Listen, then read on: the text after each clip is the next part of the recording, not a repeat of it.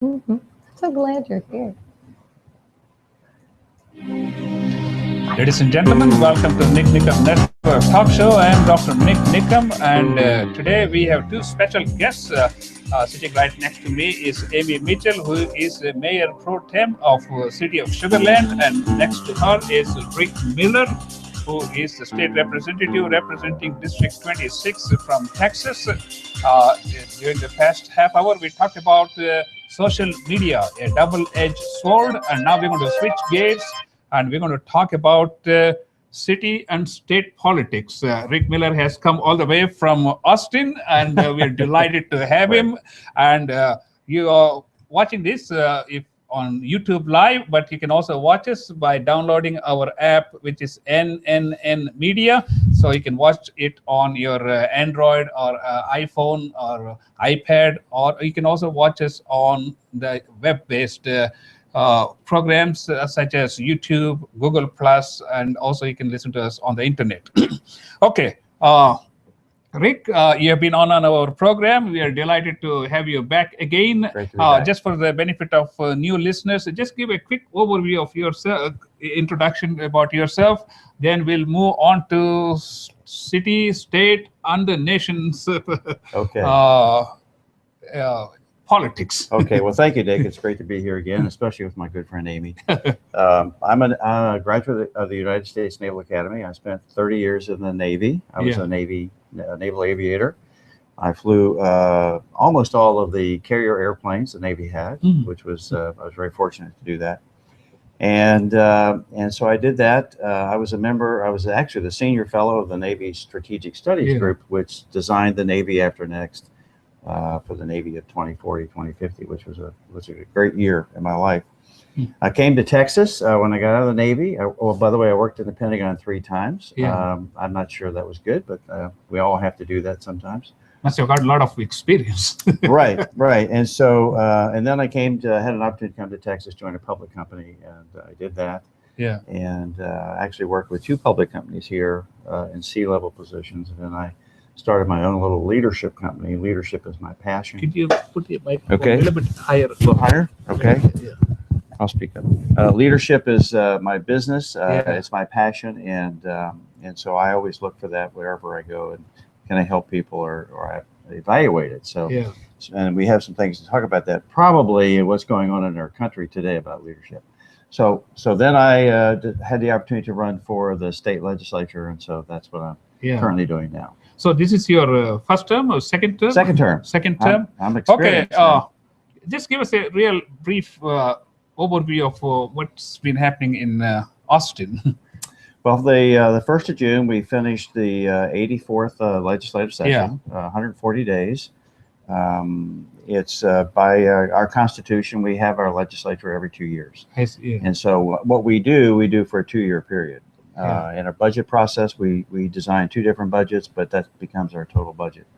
I was very fortunate this last time. I was on the Appropriations Committee, where I think most of the work gets done because that's what all the agencies get funded, and you know what's going on by being on that committee. And then I was on the Public Health Committee, which was a real plus for me because I knew practically nothing about public health, and now I know a good bit more. That's right. Yeah. Right. And so those are 2 very important committees, I think. All the committees are important, but I think those are 2 very important committees. Yeah, before we get into the items, line items, which is probably not a term used in Washington. Well, they'd like to. Well, they just talk about it, but line item veto. But anyway, before we get into that, I want to start off with Fort Bend County, and both of you can join in and tell me. There was a big uproar about Fort Bend County property taxes, 10% rise across the board. And maybe you can comment on. And well, in Sugarland, we were keenly aware of that, and we looked at a way to give relief to our taxpayers. And we didn't lower the taxes, but what we did is increase the homestead exemption from 7% to 8%, which thereby gives taxpayers relief. And it's a savings across the board, I believe, of over $200,000 to the city of Sugarland taxpayers. So it was our attempt to help ease the wounds of the ever-increasing Central Appraisal District's assessment of property values. Now, from a state perspective, the Senate was looking at the property tax issue and how to deal with that, because everybody was talking about the assessment values going up significantly. You say 10%. Mine went up significantly. I bet yours did too. And then the House side, we were looking at a different perspective of a sales tax, where everybody would participate in that and receive a benefit from that. Both chambers were looking at the franchise tax or margin tax for businesses, which was a good thing. The House package was a total of almost $5 billion, and the Senate package is a lot less than that. So what we ended up in conference, we went with the Senate version, which gave $10,000 more in the homestead exemption to every household. And then we agreed on a 25% decrease in the franchise tax, which all the businesses, I'm sure, appreciate. We do. Thank you very much. But what that means, though, is from a state perspective, the state receives no money from property tax. I see. We receive. Uh-oh. Okay, hold on. Hello, you are on Nik Nikam Network Talk Show. What do you mean I'm on Nik Nikam Talk Show? Well, we are talking to State Representative Rick Miller and Amy Mitchell. You have a question about property taxes? Man, they're ridiculous. I don't know what happened, but they went up so high this year. So I was just calling you, man, Nick. I didn't know you were Okay, we'll catch up. Okay. Let me just finish where I was headed with that. But so the state really doesn't play in setting the tax rates. For property tax. There are three people that do: the city, the county. The county develops most of their budget from the property taxes that they receive, and the school districts. So those are the three people that set the tax rate, the property tax rate. Now, the entity that I think we need to focus on is the appraisal system and how that works and the different pieces to that. And so I'm going to set up an interim advisory committee this interim period, and we're going to bring in people from all of the stakeholders and the Central Appraisal District, and people like your friend who just called in and said the taxes were ridiculous. He's really mad. So we're going to start an advisory team that will look at what do we need to do to fix it from a state level or from a local level. I'll be happy to serve on that committee, because I did extensive work, and I had several people on our talk show when the whole thing was like a fiasco. And I did a lot of research, and I found out. Let me give you a simple example. Like one law firm has on their website, they say we have saved $8 million. What does that translate to?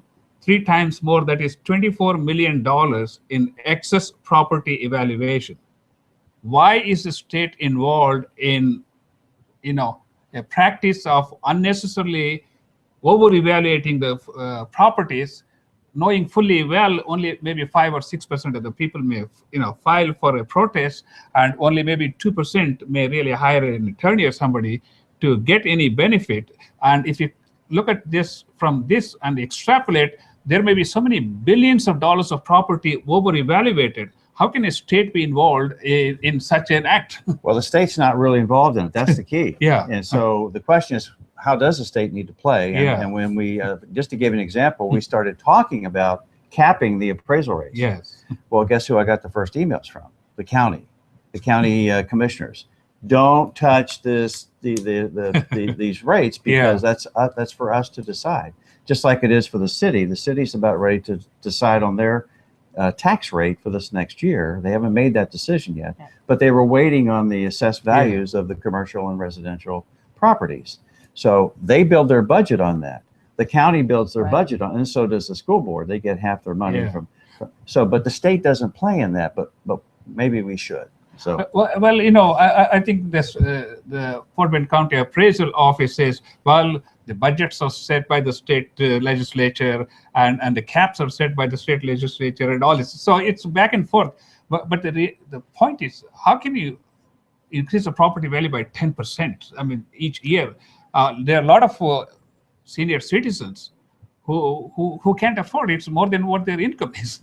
Well, you're absolutely right. And by the way, Texas has a property tax for seniors that was put in place in the 80s. Yeah. And I'm taking advantage of it because I'm in that group, That's right? Sugar Land has it too, I will add, and for veterans as well. So I could defer paying my property tax as long as I own a home, and I can take that money and invest it in an insurance policy that will grow over time. And when I pass away, my house is sold, then those back taxes have to be paid. But I'm taking that tax money, I'm using it, that'll go to my heirs, and it could be a substantial amount of money. So that's what and the reason Texas put that in place was for the seniors, because of the increase and decrease in their taxes. I think majority of the seniors have no idea or concept about this. Where can we get more information about it? I'll give you information about it. If you email me that, I will. It's a best kept secret. I will use it through the social media, and I hope Amy is not going to. I'll share it. Then everybody will get it. Yeah. It's only for property tax. Yeah. And I pay my quarterly payment to this insurance agency, and they've invested this money. And so it's. How old do you have to be a senior? 65. There 65? You go. Just checking. I got a ways. Yeah, you do. So 65 and older. In other words, that money is invested and it's like an escrow account. Yes. And so I pay in my annual tax amount. Yeah. Now at 65 and older, your taxes are frozen. Yeah. And property tax. Yeah. So you're not going to pay any more. And so the assessed value may go up, which I'm not unhappy about that. Yeah. Because if I resell my house or sell my house, I mean it's substantial. But my taxes are frozen, 65 and older, and then there's this opportunity to take that money and put it to work for you and your family. So it's a great program. That's good to know, and let me have the information. I'll send that to you. Okay, let's move on to the most popular word in the world of politics today: immigration. We have heard, I thought we had heard enough being in Texas for 30 years, but we heard a lot more from Donald Trump and Washington. Right. What's the solution for the immigration?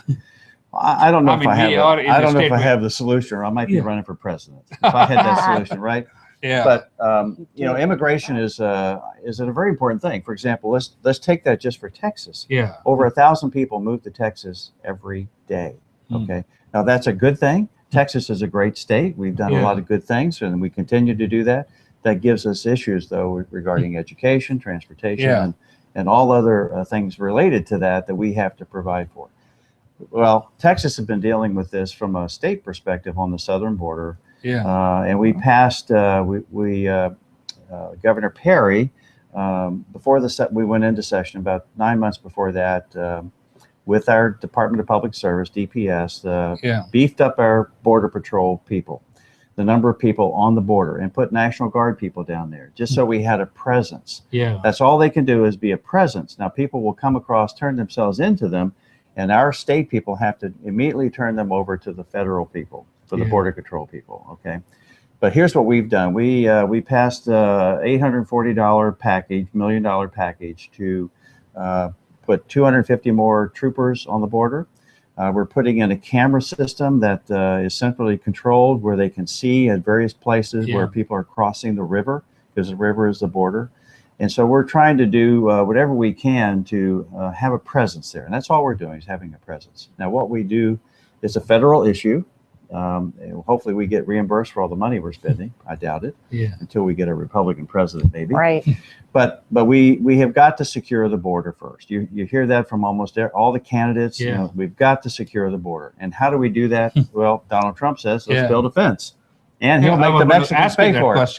And he'll make the Mexico pay for it, right? Yeah. But I think it would be very difficult to build a fence. If you've ever been down to the border and see how the river meanders, and I mean, it's just, I've flown over it. I've been on the river on a boat, and I've seen it. And it's just, it's a very difficult issue.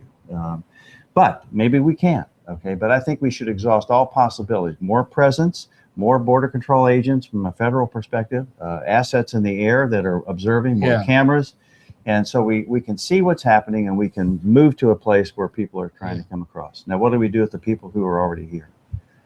What do you think we should do with those? Well, that's the biggest issue, and I think a lot of them are not even from Mexico. Especially the like 13 to 18-year-old children, which was a big topic just a few months ago. There are a lot of folks coming out of South America, and we know that, right? And from overseas and other places that are not so nice people who are coming through the border. Let's talk about healthcare. I mean, obviously, Texas is not one of those which was willing to accept the federal funds. But now, every day we see, okay, 15 million more people have been insured and all these things. But I have a different perspective about those who are insured even by this Obamacare. What is your analysis and the extraction of the healthcare and what needs to be done? Well, I'm a caring person. And so I think we should help people who can't help themselves as much as we possibly can. Medicaid expansion is not the way to do it. Obamacare, what we're going to see, you're a doctor, you're in that arena, you've seen what that's all about. I don't know if you like it or not, but maybe you may not. Let me give you my practical experience. A lot of these people who have Obamacare insurance, I mean, I'm not talking about Medicaid, those who are low-income people. Those people who have been able to get insurance, their premiums are just maybe 10% less than the regular insurance, but they have like $3,000 to $6,000 deductible and $10,000 out of pocket. That means if I see a patient who has this insurance, I know for sure I'm not going to get paid anything until he has exhausted $10,000 deductible. So that's why a lot of doctors are not interested in these kind of insurance programs. Well, and I've heard that from the doctors, and some of your friends have told me that. Okay, and so this whole healthcare is a multifaceted thing. From the Medicaid issue, where we have people who can't do that, and Texas does its share of that. Texas does a very good program, but it's usually underfunded because of the number of people that get into that system. Then we have the business perspective, where the Obamacare sets limits on the number of people, and so now it's stymied the growth of business, small businesses in particular, because they don't want to grow over a certain number because they don't they don't have to be forced onto Obamacare. And so the whole thing, and we hear that from many of our candidates, needs to be repealed. There's some parts of it that are probably okay, but those things that need to be fixed, we need to fix those things. Absolutely. Now, we receive money in Texas. We receive money in Texas to help us with the mental health issue and hospitals taking care of those who can't pay. It's called the 1115 waiver, and we get that. We get those federal monies from the 1115 waiver. That's due to run out or end next year in September. So the state is already in a negotiation with the federal government to try to get those monies restored, because they make such a difference for all the people in the medical and the healthcare arena. So, but now the Obama administration is playing hardball on that. Okay, and so what they're trying to force Texas to do is take Medicaid expansion, and we're not going to do that. So anyway, so it's a very difficult issue. We need to throw the whole thing in the trash can, my personal opinion.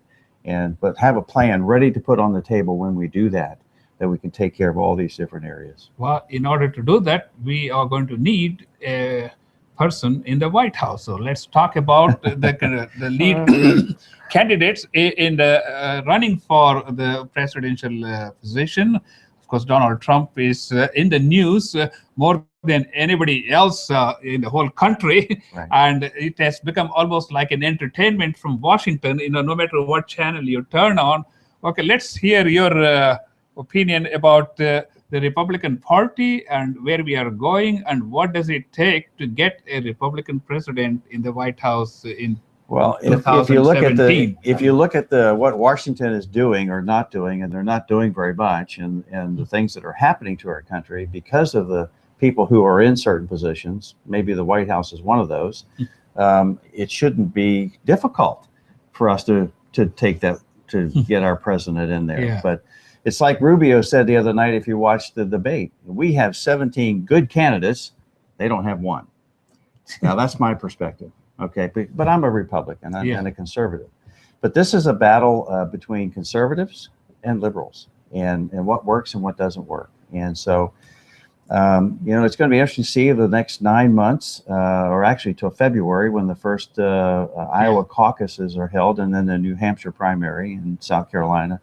It's going to be interesting to see who stays in that and who comes out through that whole process next spring. So what are your thoughts on Donald Trump?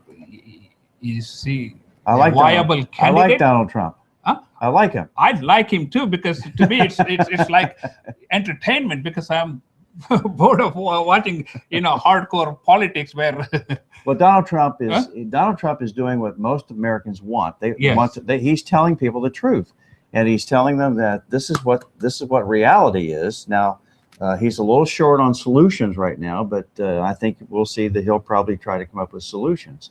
It's one thing to say, hey, we got these problems, but what I like to hear from people is, well, what's the solution? That's what I ask. Okay, so but he's telling us the truth, and he's hitting hard, and I think his motivation is sincere. He wants to make America great again. That's what he says. I believe him, and he's a business guy, and he may know how to do it from that perspective. I'm just a little concerned about him from a political perspective. I think the concerns that he has raised and increased people's awareness are absolutely true, and it is something he's bold enough to bring it up. But some of his solutions are extremely radical, saying that we're going to deal with China this way, and we're going to bomb all the oil fields to choke the ISIS group and all these things. But look what China just did yesterday. Yeah. They devalued their currency. What did that do to our stock market? It went down tremendously, right? Yeah. So what did Trump say about that? Well, they do that to us. It makes their goods easy to sell to us. It makes our goods terribly difficult to sell to them. And so they have an advantage there. How has our president reacted to that? Has he? I haven't heard a peep. Okay. Donald Trump would do, I don't know what he would do, but he would do something. I mean, that's what he says. He would do something about that. Assuming that Donald Trump, I put a little quote on the Facebook. I said, Donald Trump may be entertaining at this point, but all the Republicans are very cautious about what they say about Donald Trump, because at the end of the day, he can run as an independent, which is his trump card. And steal votes from the Republicans, and then automatically put a Democrat in the White House. Is that a possibility? I don't think so. I think what he is saying is he just wants to be treated fairly. Yeah. And the Republican National Committee, they may have some views on this. That's right. And they're really kind of in charge of this political process right now to get to the convention next summer. And so all he wants is to be treated fairly. And if he's given that he's been given that opportunity, and the people will decide when they go to the polls, and we'll see who survived by then. Since Ronald Reagan, it's my personal opinion, I don't think we have a charismatic person who can really appeal to the whole public by just his presence. What about the leading candidates? Do they have real solutions to the problems that we have in the country? I think some of them do, if not all of them, have solutions. I particularly like a governor. Yeah, a governor has been in a position of executive management and leadership, and has produced a product. For example, Texas. Yeah, I'm very proud of Texas and what our Governor Perry has done. Yeah, he would be a great president. Now, I don't know if he's going to make it. All right, but if you look at the governors who are running, Walker, Huckabee, former governor, even Jindal, we talked about him a little bit, but he's done great things in Louisiana, and most of these states are trying to mirror what Texas has done, and that's fine and that's great. They become a competitor to us. That's great. We accept that, but they have that experience. They know what it means to balance a budget. They know what it means to do all these things. And that our federal government is supposed to be doing, that it's not. And so now, but there are other good candidates, like I like Carly Fiorina. Yeah. She came on the other day, exceptional. And that was in the second round debate. She was not in the first round debate. She'll get in the second one, but Ted Cruz. Yeah. He's a Texan, he's smart, probably the smartest guy in the arena. Very articulate. He can talk a game, and but I think he would be a great president. So I haven't picked one yet, but I'm giving you some names that I like. Huckabee, I like Walker, I like Cruz, I like Perry. Yeah. I mean, if you can't be proud of what Perry has done in 14 years as governor of Texas, you can't be proud. I don't think. Definitely, he's contributed tremendously to the state of Texas. That's right. And you mentioned about Bobby Jindal, and he made some comments. Let me put it in a very polished way. They said if Hillary Clinton had classified information on her private server, it is a serious issue. Yeah. If that is a serious issue, and if it becomes proven, what would be her position as a lead or the only Democratic candidate? I don't know how that can happen. If she violated that security system, which it appears that she has done, I don't know how she can stand in front of people and say, I want to be president of the United States. I just don't. I don't understand that. I don't get her character. I just don't. I don't understand that, and how she thinks she could either fool people or get by with that. And so that's important. I worked in I worked in the Pentagon 3 times. I worked in the bowels of the Pentagon on the Joint Staff. I had the highest security rating. You think I walked out of that building with anything that? No, absolutely not. And so this is serious business. And she was the Secretary of State. Yeah. And so all of that is very suspect. And I hope we do get the truth. Hope we understand fully what happened. And if she's still a candidate for the Democrats, then I don't know. I don't see how she can do that.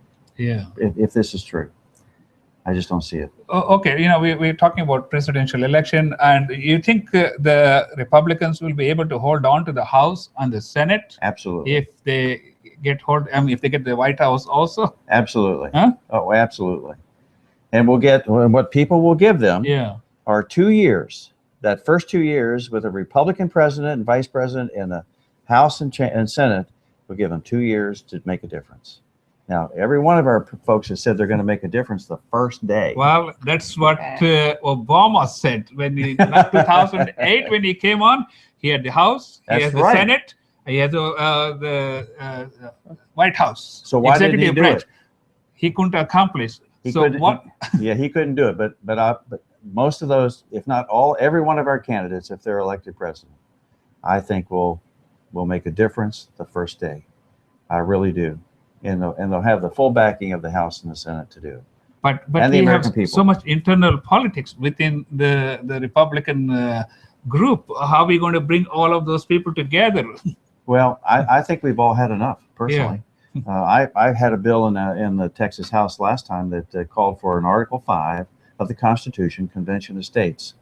Okay, that says the states can pass a resolution, a similar resolution, to Congress and say, we want a convention to amend the Constitution for balanced budget, fiscal restraint, rein in the federal agencies and all the EPA and all these other edicts that are coming out that we can't stand. We just can't deal with. So, well, with that note, I think we're going to end. Rick, it's been a pleasure talking to you again. And Amy, it's been a pleasure talking to you. Ladies and gentlemen, you're listening to Nik Nikam Network Talk Show. I am Dr. Nik Nikam, and my special guests have been Amy Mitchell, who is the mayor pro tem, and she's also a practicing lawyer.